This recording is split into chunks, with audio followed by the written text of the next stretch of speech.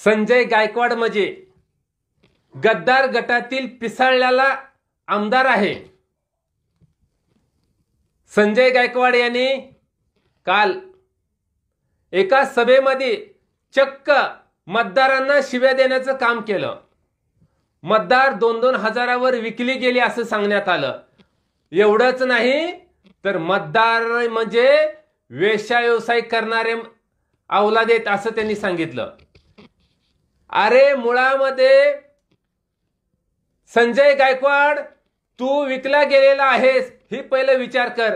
अरे तू 50 खोक्यावर शेण खाण्याचं काम केलं, 50 खोके घेऊन तू धोका देण्याचं काम केलं, 50 खोक्यावरची तू गद्दारी केली।